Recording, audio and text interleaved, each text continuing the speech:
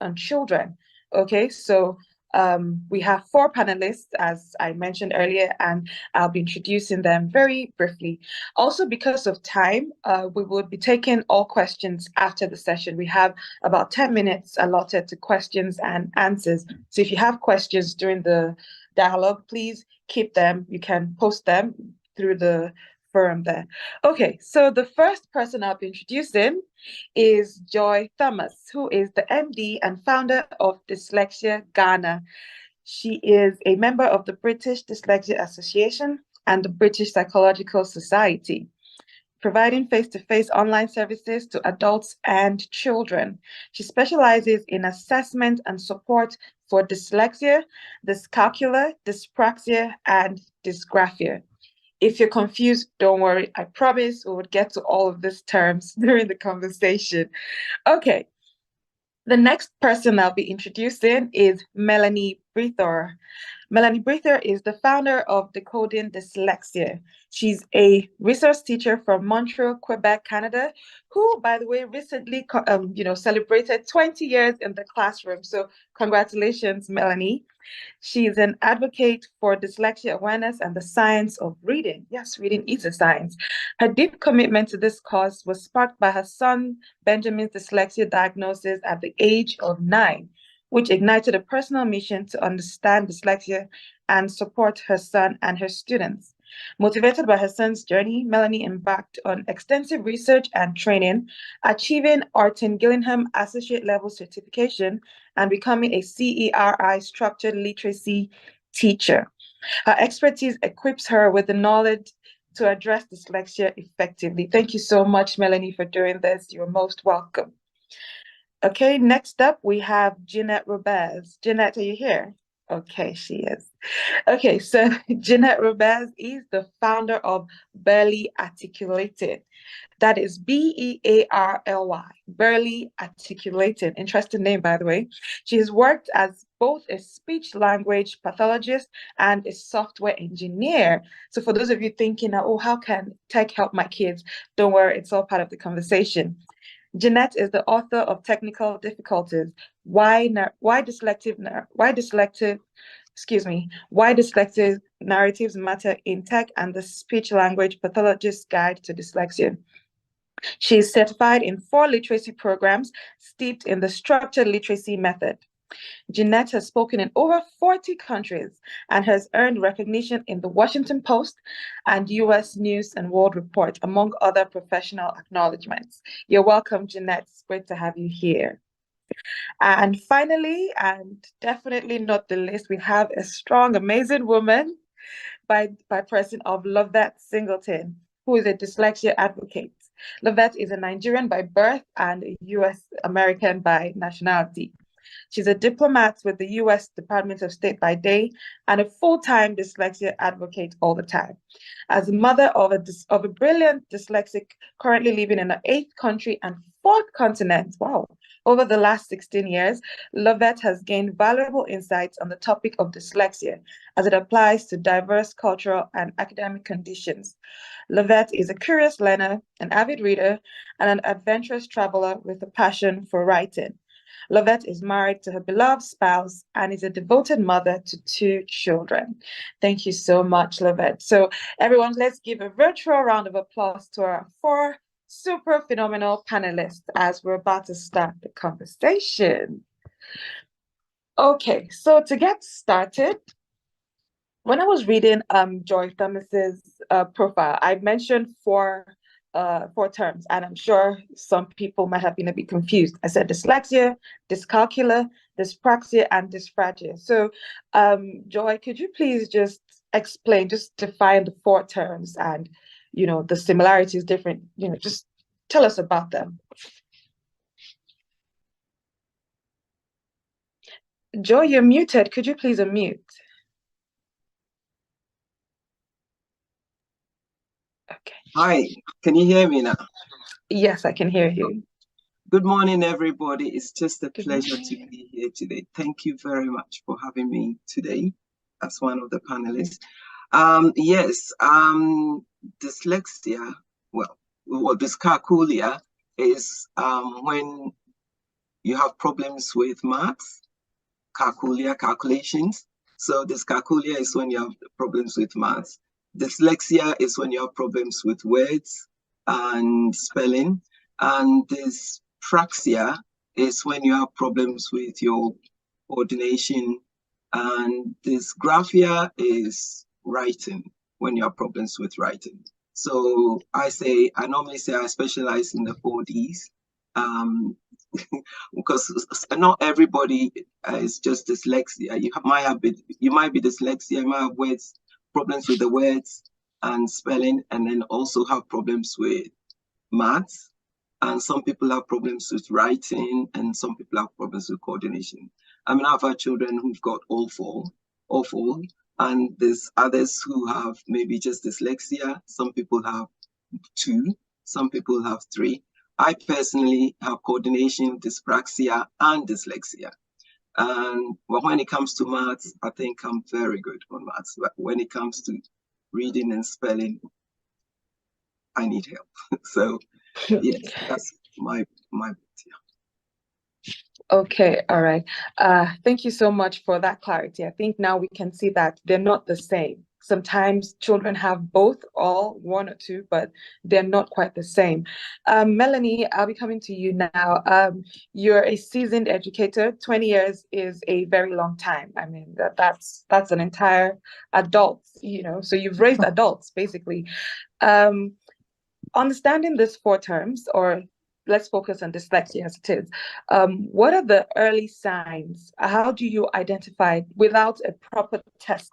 How do you instantly, quickly identify dyslexia in children in your classroom? What's the first telling sign? Good morning, everyone. I'm very excited to be here. Thank you for having me. Well, I'm a parent also of a child with dyslexia, and I did not know what I know now. I feel that teachers need to be educated in the signs of dyslexia and how to help our students and our children as well. So because it's a language-based disability, we can see signs early on, even before they start reading and writing. And I think if I knew all this early on, I could have helped my son. I live in Quebec, Montreal, Quebec, Canada. So we are learning 2 languages, French and English. And as a parent, I always thought, well, maybe it's because he's learning a second language. That's why he's having difficulty. And so this is something that, if you have dyslexia, you're going to struggle in both languages. Where if it's just one, it's language acquisition, just, you're having difficulty. So early on, it's because of 70 to 80% of people who have dyslexia have a phonological deficit. So they have a difficulty with spoken language, phonemes, the sounds of language, playing and manipulating the sound structure of our language. So for example, when your child, having difficulty rhyming, for example, bat, cat, sat, they have a really hard time with that. Manipulating and playing with sounds. So if you say, can you say cat, but don't say k and at. Just you can see those signs early on. Having difficulty, I remember when my son started kindergarten, he still had difficulty writing his name. He couldn't remember the letters in his name. And his name is, he always would write Ben, it's Benjamin, but he would always write Ben because it was easier. And every time we tried to practice Benjamin, he would have difficulty with that. But learning the letter names and sounds was very difficult for him. But I kind of brushed it aside, saying, well, you know what, he's learning 2 languages. And that was definitely something that if I knew that now, it's definitely a red flag. So there's lots of red flags that you can see early on. And those are some of them. Just even counting the sounds. I know that I'm a teacher also, so I have that background. I don't know if parents necessarily will ask their child to, how many sounds do you hear in the word bat or at, but it's just they can't really distinguish the sounds. But that's for 70 to 80% of our children have difficulty with that phonological awareness. Okay, thank you so much, Melanie. Okay, so as a follow-up question to that, Jeannette, this is for you because I think you're really, you're the best person to answer this. And one of the most common ways people think they can help kids, with the learning, the writing and spelling is telling them to sound it out, sound it out, sound it out. So does that actually help, or does it create pressure that just worsens it? Does it help really? And just tell us about that.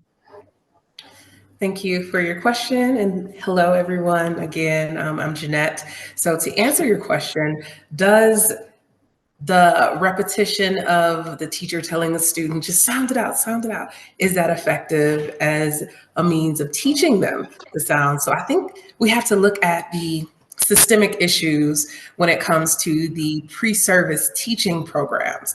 A lot of teachers are not taught how to explicitly teach phonemic awareness, phonological awareness. So when they're in the classrooms and they're kind of shoving this information to the students are not necessarily getting it. You can tell me something 6 or 7 times, but if I don't understand it the first time, on the 6th time, there will be no difference. So I think what we need to look at is creating better pathways for teachers to be educated on the science of reading, on structured literacy, so that when they're in those classrooms and they're talking about those very important speech sounds, they're able to break it down to each and every student where they are. Because we know that when our students start school, they're all on different levels. As we heard from Melanie, her child was learning couple languages. So that child is coming to the table with some different experiences. And as educators, it's very important that we are equipped to meet our students where they are and not just shoving and pushing information down their throats and expecting them to get it at some point. Okay, thank you. Thank you so much. Just out of curiosity, Lovette, before I get to because I know that we have a particular set of questions that I must address, but we have parents here, we have teachers, educators. It's a very mixed audience we're addressing right now. So I want to ensure that we're covering all the bases. Lovette, you're well-traveled. You've lived in so many countries, in about 8 countries, yeah. So the question I have for you is, does dyslexia operate the same way in lettered writing and in symbolic writing? For example, when someone is writing in Arabic, you're not using letters as it is, you're using symbols. Same thing with, is it Aramaic, or what are they speaking? The way the Jews write, So is it the same? Is it the same way it affects people who use lettered writing, like in English, French, Spanish, and the same way it affects them in symbolic writing? So is it the same or is it different? Yeah, research actually shows that, regardless of the language, regardless of the symbols that one uses to learn literacy, a dyslexic person is a dyslexic person in China, in Israel, in any of the Arab speaking countries where they have this non-Latin alphabet. So yeah, it does cut across. And regardless of the language being learned, dyslexia does affect 20% of the population, period. And okay, similar to Melanie, in my situation, my son was diagnosed at 9, and it was also the same thing. We lived in Morocco at the time, and he was going to a trilingual school. So it was French, Arabic, and English. And when he started to struggle, we all said the same thing. Oh, it's the language thing, it's 3 languages. And then we moved to Greece after that. And he was in a British school. It was 1 language, it was English. And for the first year, they had him in a remedial English language class because they also thought it was the trilingual factor. But then after 1 year of being in extra English language every day, there was no improvement. And that's when we actually started to suspect it was not just the confusion of languages, basically. So then we got him assessed, and we got the DSM code for dyslexia for him. So yeah, it can be a tricky one if you're in a place that speaks multiple languages, or your child is in a school with multiple languages. Okay. All right. Thank you so much. Back to you, Jeannette. This question is for you. So when attempting to diagnose dyslexia in a child, we're in Africa, and I'll be honest with you, a lot of African parents, especially the moms, are in denial. thankfully, Mr. Dara has said that dyslexia is not a disability, it's a difficulty. So we cannot say, oh, they're necessarily, they're not stupid, they're not retarded. No, they're not, it's just a difficulty. They're still as smart and as competent as anyone else. But when you mention it to a parent, the first thing that comes to mind is, God forbid, my child is not, they're so in denial about it. So just to put parents at ease, could you just tell us what the test is like? Going through a diagnosis, what's it like to test a child for dyslexia? Great question. So first and foremost, I will say that one of the precursors to dyslexia is delayed speech, okay? As a speech language pathologist, that's one of our markers. We see that and we're immediately concerned. So when it comes to having that conversation with parents, it's important to kind of have reverse psychology a little bit. So you don't want to immediately point out the deficits and come from that deficit model, but you want to see exactly what the parent sees. So for instance, you may start a conversation and say, have you noticed that this or that is happening? Or, ask questions about what's going on at home as it relates to that child's speech and their language. So once the parent is able to say, yeah, I have noticed that, or once they provide you with information that kind of confirms your suspicions, so to speak, then you would go through a screening process first. So the screening process is not an actual test. It's more of a checklist of sorts to see if there are other characteristics that fall into line with that dyslexia diagnosis. And you mentioned the African context, which is interesting because currently I am in Windhoek, Namibia. And so being here, I'm seeing that there is a lot of misinformation around characteristics, markers, benchmarks for speech and language. So I would say start with a free screener that is online. They have virtual screeners, and I can follow up and put a few in the chat if necessary. But if you notice that there are tons of ticks and checks, then it needs to go to the next level. It needs to be escalated. And when it comes to assessments, you want to make sure you are getting assessed by an educational psychologist, someone who is vetted, someone who knows their way around different psychometric assessments and tests, because you don't want to fall into a trap where you hire someone to assess or test your child, or even get recommendations from someone who has not themselves gone through a training program that is rigorous and that has provided them with experience and expertise in this area.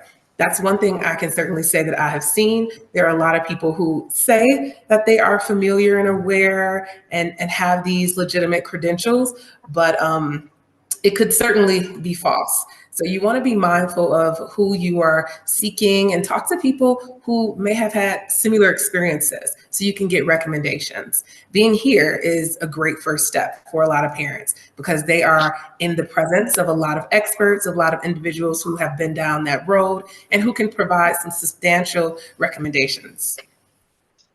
Thank you so much. Thank you so much. So if you're a parent listening and you've been worried about what it's like, you see, it's just a checklist. So please, if you're worried or if someone has maybe subtly said it to you or suggested it to you, maybe their teacher, or in my case, the librarian, please, you can just do the diagnosis. So, I didn't mention that in my case, it was my high school librarian that told me that I could be dyslexic because I would spend hours and hours reading very short storybooks. It was a whole thing.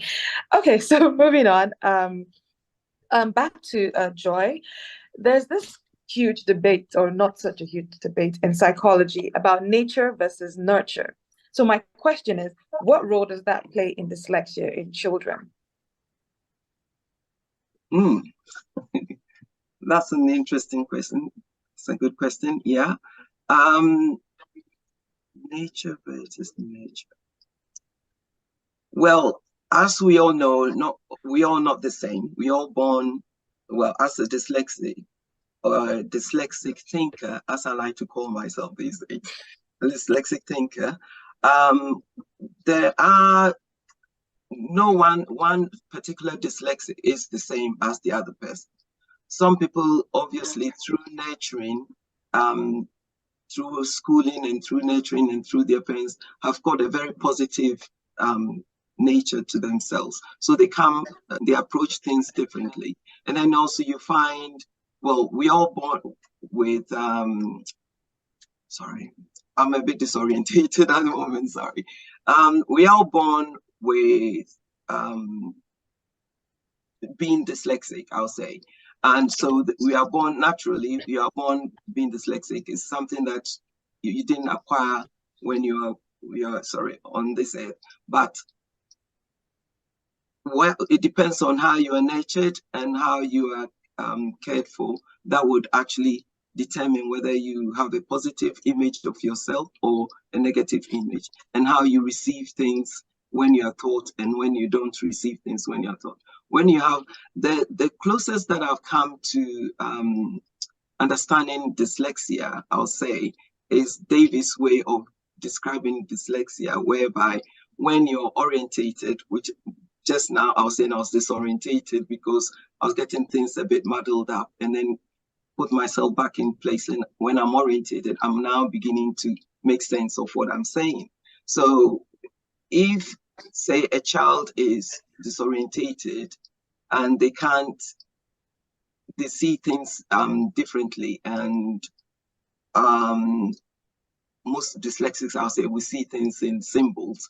And so if you can't get a picture of what you're seeing, then you find that you're a bit confused. When you're confused, then your mind is not obviously receiving what your eyes are seeing or your ears are hearing. Then you're a bit disorientated. But when you're orientated, then things are a bit more clear and you can understand what is going on. Sorry, I'm deviating a bit from, I think, what your question is. Okay.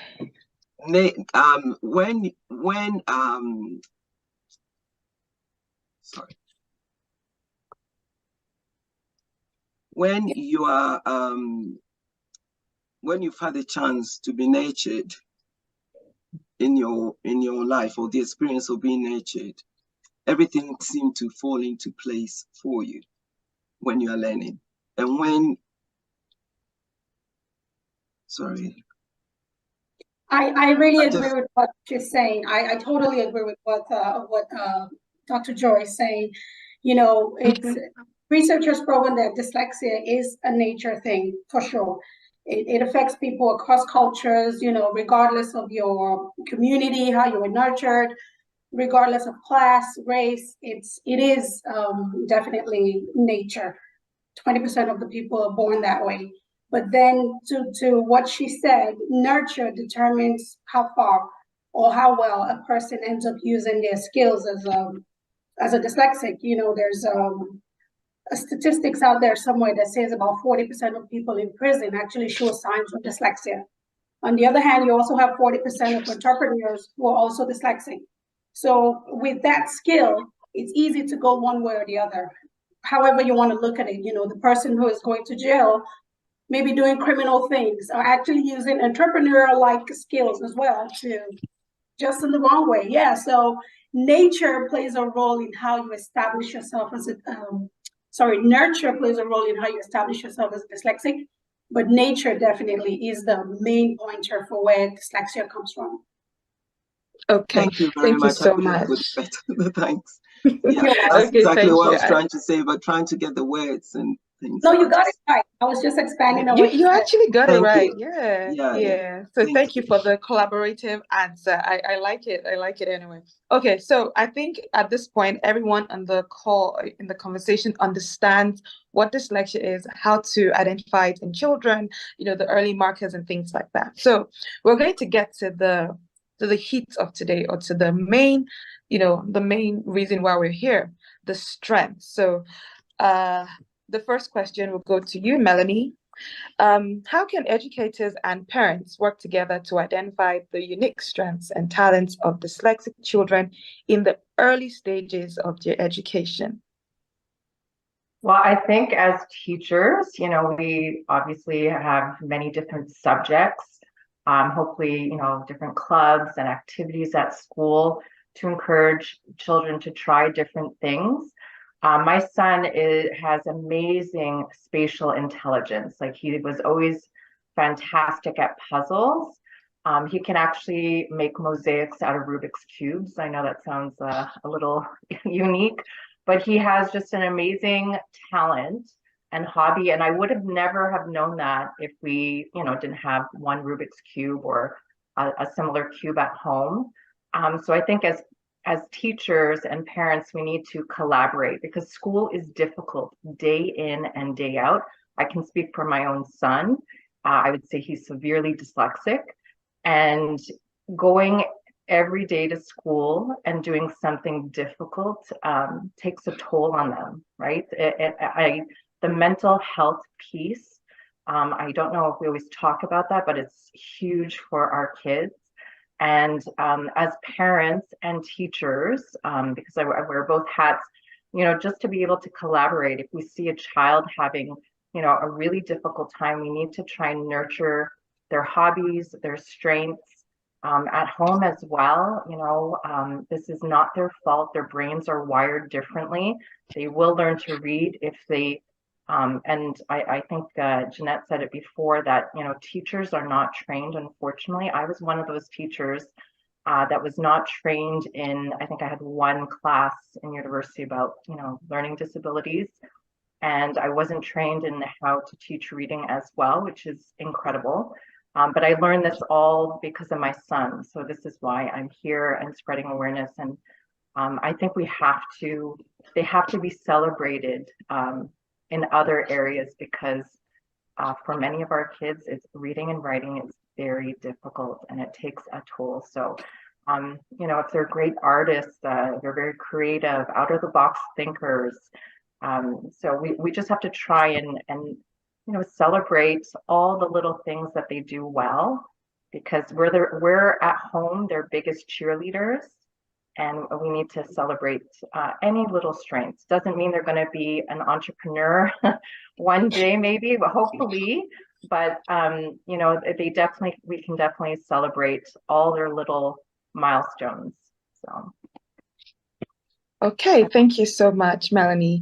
So I understand that you've explained that as a teacher, because I love that you're on both sides of the equation. You're a teacher and a parent of a dyslexic champion. So you can see how it plays on both sides. So parents, if you're listening, please understand that you also have a role to play. Parent-teacher conferences, or PTA meetings, as we call them, are a must for you. So you can discuss with the teacher, let them know what you're seeing at home. And even though some of the teachers or the educators may not be trained, thankfully, we have nonprofits like Dyslexia Nigeria who actually train educators. And on the other hand, it's a nonprofit, like I said, so they need support. So help with the awareness, help with the support. If you're an entrepreneur and you need to do some CSR, you can sponsor some educators here at Dyslexia Nigeria. I mean, it's a great, great cause to go through. So parents, please assist the teachers so they don't get overwhelmed. Thank you so much. So the next question is to Jeannette. So now that we've seen how it plays on the more obvious side, from the tech or from the digital perspective, are there any specific tools or software or strategies that schools, parents, or educators can use to uncover the hidden talents of dyslexic students? Because yes, I think I think there should be. So yeah, please tell us. Yes, there are free resources. There are resources that come with a subscription. Schools can certainly use a variety of tools and strategies. When we're talking about free resources, I would venture to say accommodations in the classroom is going to be a lifesaver, game changer. You can have accommodations such as extended time for reading assignments, separate ways in which students with these language-based learning disabilities or these language-based learning differences can showcase their work, and being able to provide them with assistive technology. Now, when we're talking about assistive technology, we're talking about different tools like note-taking apps. We can look at ways in which we can create grammar and spell checkers into the internet tools that they're already using. There are tons of applications online that can be utilized. Speech-to-text software is going to be super helpful, and even text-to-speech software is essential as well. Audiobooks and podcasts and so much more. It's a myriad of different resources that can assist with the components of reading, writing, and spelling for those with dyslexia. And like I stated, some are more on the free end, like the applications you can get on your phone and computers, and then some will come with that subscription model. So just being wary of which is best, and a lot of trial and error is going to be effective as well. That is true. I think trial and error is important, because what the software that works for me might not work for somebody else. So you have to keep trying. Just jump in there and just add a perspective. I feel like I have a parent perspective to everyone's point. But I would say, you know, for the assistive technology, in my experience with my son, it was imperative that the teacher told my son ahead of time, I was going to be giving you these assistive technology when you have your test, because he didn't know. So, you know, the time for the test came around and everyone else got their tests as usual. And then he got headphones so he could have the the text-to-speech software read the questions to him. And he was really, this was in the he was in the 4th grade at the time. He got really embarrassed. He freaked out. He was like, why do I have this? Nobody else has it. You know, am I the only one who doesn't know how to read? And he did horrible. He said, the teacher said he was done in about 20 minutes. She's like, are you sure? Yeah, I'm done. And that was the worst test ever of his entire schooling career up till that point. So we had a meeting afterwards, and my first question to the teacher was, did he know ahead of time? We talked about this, but did you let him know this is what we're going to do? Would you like to sit in the classroom, or would you like to go to a separate space? And she said, oh, no, I didn't tell him. I just thought he will appreciate the fact that I gave him, you know, the computer was putting the questions to him. So we had a, you know, group conversation, all of us. We let him know, this is not because you don't know how to read. This is just to help you ease the tension of reading so you can focus on putting your knowledge out there. And then the next time he had a test, he said he would rather have the test in they called it the cottage at the time. And it was the room where the kids with the learning differences will go for like extra teaching or whatever. He and a couple other students had their test there, and that ended up being his best test result in the same school year. So there was just a miscommunication that threw him off. So I would say, as parents, it's important for you to be involved in these conversations. You made a point about being in the parent-teacher conferences. You want to be there. You want to let the teachers know, don't tell me about he's struggling to read, and I know this stuff already. He's dyslexic. He's going to be dyslexic for the rest of his life. Tell me about the strengths that he has, the things that you are seeing him do in the classroom. I want you to talk more about that. When you call other kids to read in front of the class, tell Jaden when it's time for the number stuff. I'm just throwing his name out there now. You know, call him out and give him a chance also to show that, hey, I'm really good at numbers. I'm good at math. Find ways to give him the chance to shine also in the classroom, because he's not going to be the one standing in front of a class and reading fluently. So these meetings were important for me to get to the same page with the teacher and let them know that he knows he's dyslexic. We know he's dyslexic. So when we have these parent-teacher meetings, please focus on telling me how you are nurturing his strengths, because it's a two-sided coin. He has those too. So it's a very important. Yeah. To echo what you're saying, Lovette, I think that is such an amazing point. I would even go further and say that there needs to be student, teacher, and parent meetings so that everybody can get a better understanding of the interests, the strengths, and things that will mainly affect your child as he is matriculating. So what I've seen in the past is students were able to advocate for themselves and say, hey, I work better when. You know, teachers can take inventory of that information, parents can validate that, and then it's not this thing where, as you stated, miscommunication, he's embarrassed, he feels isolated, because then that is a trajectory towards self-esteem issues, you know, because now all of his classmates are looking at him like, oh, you getting headphones? Well, why we can't get headphones?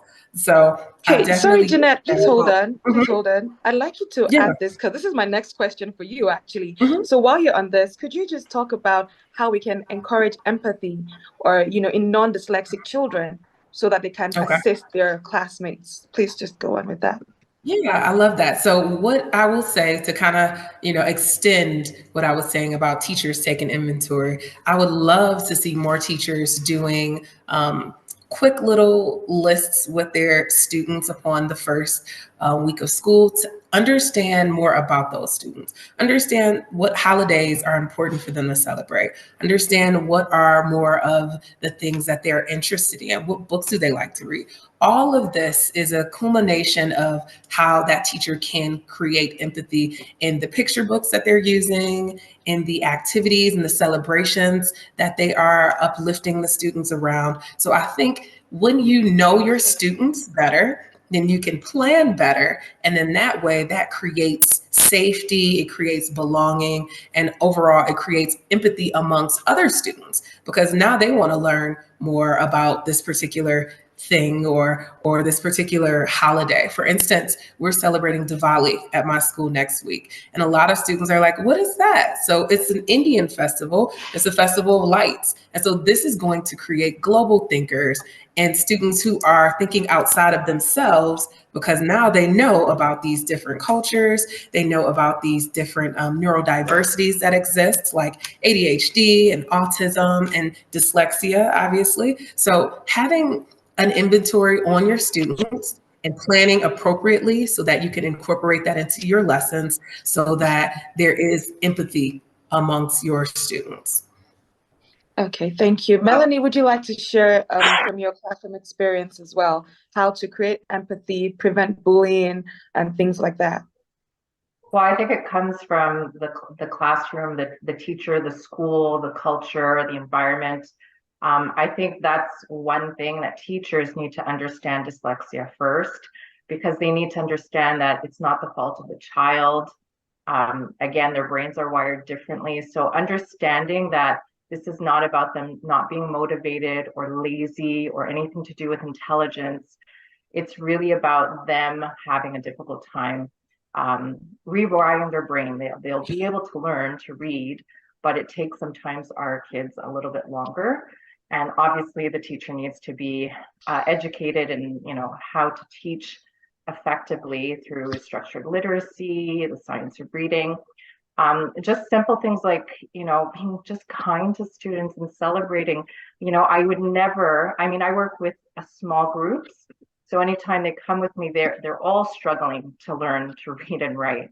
But I always say, we're always trying our best. You're not going to, laugh at anybody if they make mistakes. We all make mistakes. I make mistakes. Just being that model and saying, you're just going to try your best. And, if it's difficult, we're going to just work through it and try our best. And like, for example, I never call on students, especially in a larger classroom, or I encourage teachers not to call on students to read out loud, especially our students with dyslexia. That is like my number one rule. I do have students that do want to try, and I say, fantastic. Sometimes it's a little like, oh, you can do it in your head because it is a little hard, but that would be, just creating that safe space and understanding that this is not their fault. It's really unexpected. And I think we have to be models. I always think, I think I was always a kind teacher, but I think having a child with dyslexia, I've sat with parents across the table when we're having those conversations, and you feel for them. So this is a wonderful conversation because, we're all connected, whether we're being all advocates for spreading awareness about dyslexia. So I think it comes from the school, the culture, and the classroom teacher. All right, thank you all so much. Yeah. Okay, Lovette, you'd like to, I wanted us to move on because we still have a couple of more questions, but okay, let's have 1 minute to wrap this section up. No, I was just going to say something to Lovette, where the child was actually presented in an exam position where your son had to, obviously he reacted in the right place. But if it's not the child's way of working or the child's way of normally using the technology or using that particular product, to then introduce it on the day of exam, I think it's really wrong. So that again goes back into the teachers not being trained properly, you know, because I mean, for accommodation or assessment, through assessment, that should have been made, the teacher should have been made aware, the child should have been made aware, or everybody should be aware, and the child should be using this in class and in the way of learning normally before you actually introduce this on exam day. So I think the way you handled it was really good. And I really think, again, goes back into training of teachers, you know, and understanding what our needs are, what the dyslexic person's needs are before exam times and things like that. Yeah, I just wanted to add that into it. Yes, thank you so much. Thank you. So I would say this once again, training is important. Dyslexia Nigeria trains educators.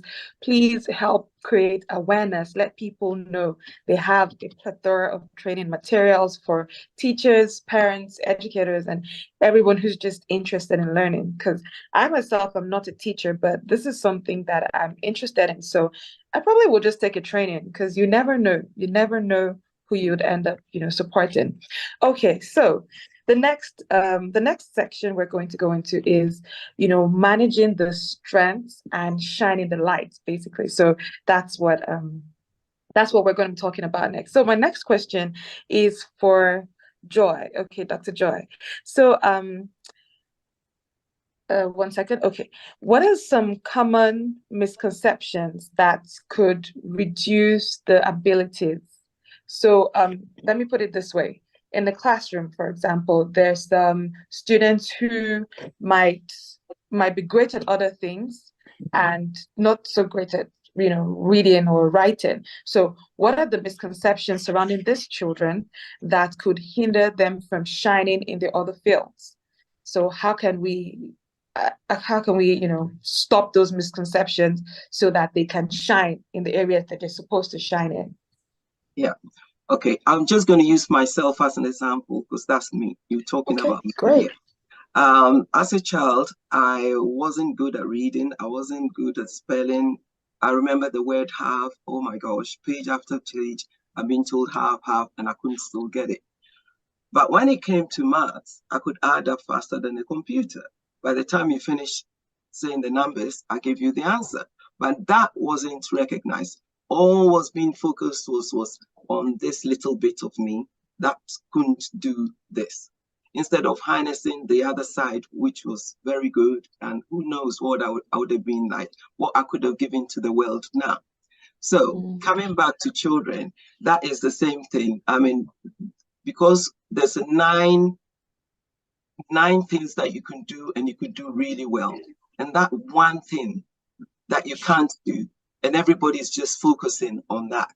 And that is the bit that also is taking away your confidence and everything. So the 9 things that you can do is missing and it's hanging in there, and nobody is allowing you to enhance on that. I got a young, I used to say one of my students at the moment, he can't identify, he can say the alphabets, but he just cannot, if you pinpoint each one, if you say A, he looks at you and goes, but you just said it, you just said A. He'll say A, and then you come to say B or C or anyway.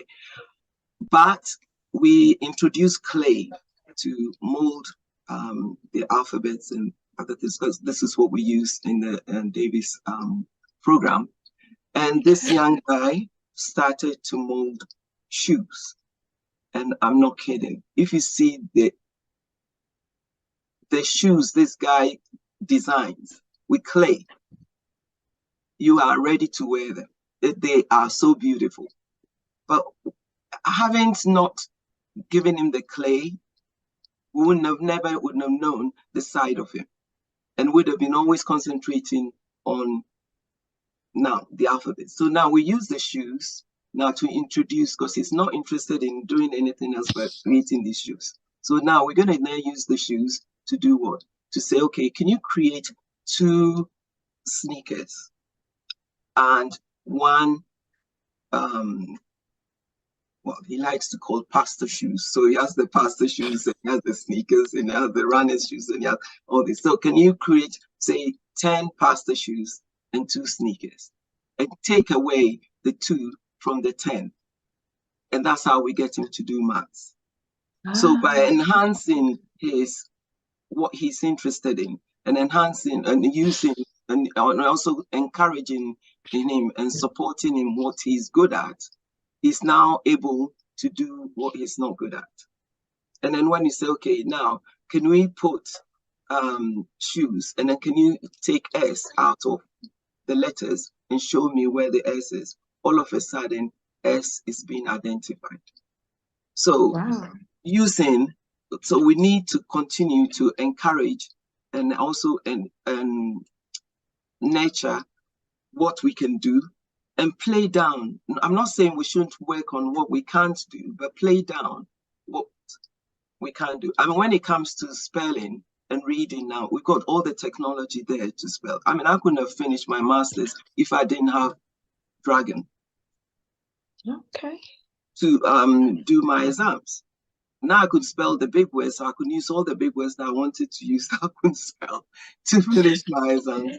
But if I didn't have the spell checker or the support that I needed, I couldn't have done it. So at the same time, why were we concentrating so much on what I couldn't do, which is the spelling, when all that I needed was it's like having glasses. You need glasses to read.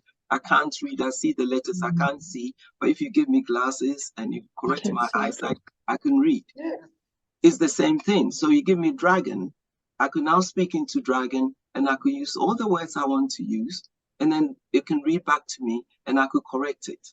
So why can't we do that for the students and say, okay, you can't read. Yes, we are teaching you how to read. Yes, I got masters in psychology, but can I spell psychology? No. How do I spell psychology? Please stop yawning. Ecology. Now I can spell psychology. Thank you. What? Oh, wow. Wow. So brilliant. saying to me to spell psychology, and I'm going, but then if I learn how to spell my own way, how to help me spell psychology, yes, I could spell psychology. Please stop yawning. Wow. So these are the things that we need to obviously try and see that, look, being dyslexic doesn't mean you're lazy, you know, which all the names that I've been called or you've been called in the past. But look at me now. I am flowing. I am a dyslexic thinker. I think outside the box. I've done all sorts of jobs that I'm sure most people wouldn't have done. And I'll not change being dyslexic for anything in the world, because it's created me, it's made me. And I'm very proud to be a dyslexic thinker.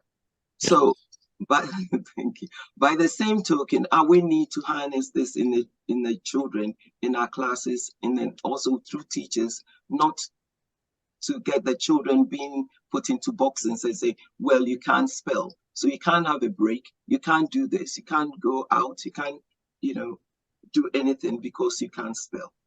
Yeah. And I'm sorry, I'm just going to touch quickly on the parents also are the biggest worries, I think. We're not the children, because most parents, as we are in Africa, think it's a spiritual thing, and the children, some children are even taken out of school to go to for prayers, to go for spiritual cleansing, to so that they can be helped with their reading and stuff. I actually went through some of it. I think I was given raw eggs in the mornings to drink because they reckon it will increase my thinking or my whatever, to improve my reading. I'm going all night prayers so that you will be, and I need the sleep. I need my sleep so that my brains will work better in the morning. And here I am praying all night. At a young age, what is that? And half of the time you're falling asleep because they believe that spiritually something is amiss somewhere. So you need, yes, I mean, I'm a Christian. I do believe in my prayers, and I do believe that I was helped by praying. But at the same time, that wasn't the issue. There was actually a real situation that needs addressing. So we need to see the positive side of children. We need to see what the child can do. We need to see what that person enhances. I mean, as I keep going through, my maths was my forte, but it was never recognized because of the lack of spelling. And because of lack of spelling, I remember my parents, well, my mom on a dying bed said to me, "Oh, you should have been a doctor. You were so good at maths." Well, it's too late now. You know what I mean? But had that been recognized at, say, age 9, 10, who knows?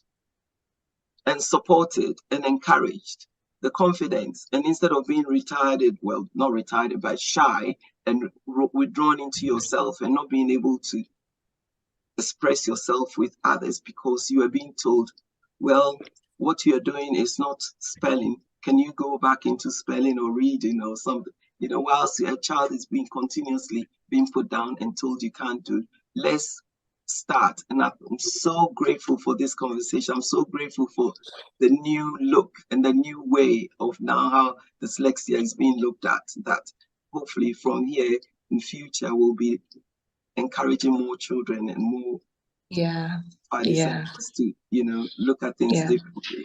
We're definitely moving forward. Thank you so much. Thank you so much, everyone. We're more or less out of time, actually. But before we answer the audience questions, we have about 3 questions waiting for us. Oh, 4 questions now. Okay. So, quick story. When I was in high school, I had the worst time with writing. I couldn't take notes properly in class.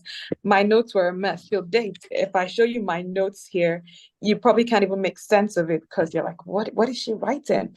However, as a debater, I was unrivaled. You cannot defeat me in a debate, right? So that was my thing. So I may not be able to write in class. I was the slowest, the worst handwriting, the, you know, most disorganized notes because I would always cancel. But as a debater and as a speaker now, I mean, I've made the most of that. So my question is to everyone. I'll start with Melanie because, you know, you've worked with children for a long time. I'll start with you, then anyone else can pitch in. We have about 2 minutes to address this. What are the top skills, or what are the most likely skills for dyslexic children to excel at? What are the things they're most good at, basically? Well, I think as we were saying before, there's no 2 dyslexics alike. So I think, you know, many times there's a book called The Dyslexic Advantage that I read as, I don't know if you can see. There's, I think, an updated version. And that was one of the first books that I read after my son was diagnosed. And so again, just putting that, maybe that Rubik's Cube in their hand, or we were saying before, you know, the clay in their hands. We don't know what they're good at. We don't know what their talents or hobbies may be. And I think as parents, it's a little bit easier maybe to see what they're good at outside of school. And in the classroom too, we can try and harness that as well. But you know, out of the box thinkers, creative, you know, you said you're a fantastic debater. You know, there's just, I think we just have to harness just put those, you know, different things in their hands or different activities and see what they excel at. Okay, thank you. So anyone else, are there any specific skill sets that dyslexic children, Jeannette, Lovette, Dr. Joy, anyone? From the book that Melanie just showed. Sorry. Okay, who's going fast? Okay, Lovette, you go on. From the book that Melanie just showed, that book was a life changer for me as well. And it really did help me identify my son's strengths. So it focuses on the mind strengths, you know, material reasoning, interconnected reasoning, narrative reasoning, and dynamic reasoning. And these are 4 different ways these are 4 different groups of skills that most dyslexic show. So a dyslexic might show 1 or 2. For example, material reasoning is the ability to manipulate 3D objects in your mind without physically even touching them. So for example, a real life scenario that I always tell about my son, who we're trying to relocate furniture out of a room, we're volunteering somewhere. We're trying to relocate this big furniture, big couch, out of the room into another space. And there were about 8 adults, and none of us could figure it out. We were going, twisting it all kinds of ways. Someone even started saying, oh, maybe they might have to knock the wall down, and then when we move this couch, we'll put the wall back. It seemed impossible. And my little 8-year-old, he was 8 or 9 at the time, he said, oh no, if you do it like this and do it like this and turn it like this, it will go out the door. And everyone kind of looked like, huh?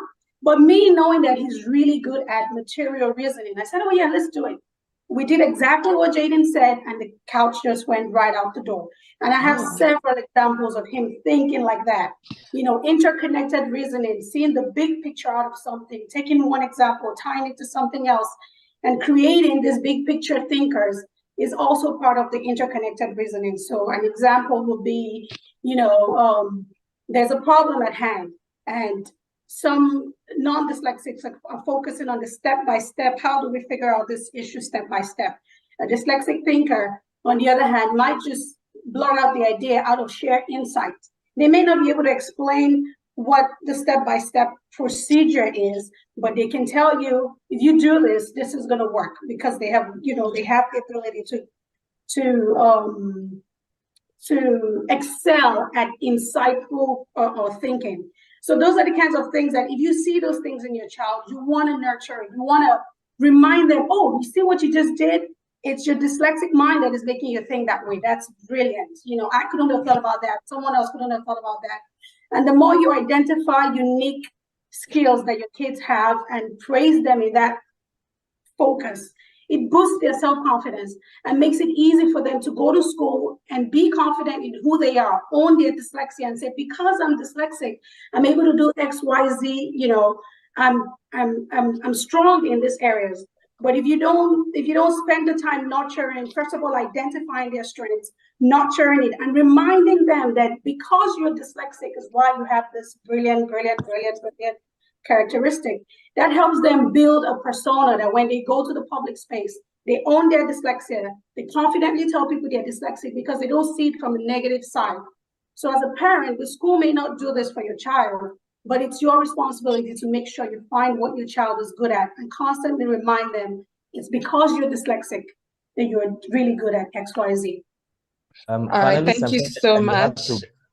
Okay. I'm sorry, Kito. I just wanted to butt in and say that we have less than 5 minutes to wrap up the panel. Yeah, I'm aware. So thank you so much. I think we'll use the last 3 minutes to just take the questions we have in the chat box. Okay, so I'll start with this one, and I'd appreciate if we can answer this question, you know, in real time.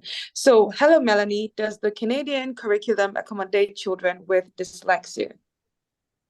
Well, it's interesting, in Canada, we don't even use the word dyslexia. We want to, there's a lot of hashtags say dyslexia, because we often use like impairment in reading and writing. We do have evaluation. So in evaluation, they'll say an impairment in reading and writing, but they'll sometimes put in brackets dyslexia. For students who have the actual diagnosis, they're students at risk. They do get hopefully intervention by somebody who is knowledgeable in structured literacy and the science of reading. But as we were saying throughout this panel, teachers are not trained in how to help students with dyslexia, and it seems to be from throughout the world. I've met some incredible people from all different parts of the world, and many teachers are not being trained effectively. So I'm hoping that that conversation will continue to happen. But I always say that my son was only diagnosed at the end of grade 2, beginning of grade 3, and that's too late. And many people do not even get a diagnosis. So I think the most important thing is that they get effective intervention, hopefully the core classroom instruction. Don't wait for a diagnosis. If any teacher is saying, let's wait and see, that's like a huge red flag. So that would be my number one piece of advice today. All right, thank you. Thank you so much. Okay, thank you, Melanie. We're basically out of time, so I'm just really trying to breeze through the questions. So I'm sorry, we have to keep everything as compact as possible for this last phase. I'm really sorry that I'm rushing you through the questions. Okay, the next question is, how can you differentiate between a child who needs to practice more from a child who is genuinely dyslexic, as a parent teacher who doesn't know anything about this challenge? So who's going to take that? The difference between a child who just needs to put in more effort and a child who is actually dyslexic. Jeannette, could you please answer that? Would you recommend a checklist, or what would you say? I would recommend a screener, but I also think that that's a subjective question, because how do we know that child's effort, and that they're not putting in all of their effort? So that's one of those questions that could go either way. So I would say if that child, usually if they've had formal instruction in reading and writing for 2 years and they're still not quite grasping it, then at that point, maybe you can start looking at providing interventions. And through those interventions, we talked about structured literacy and the science of reading, through those interventions that are embedded in their coursework, if they're still not able to grasp that, then you would need to look at doing a screener or an assessment. But we can't just rule out, let's say they're lazy or they need more practice or this or that. We have to go through some different channels. And again, that's going to be with them having had instruction for about 2 years, and then using some intervention methods.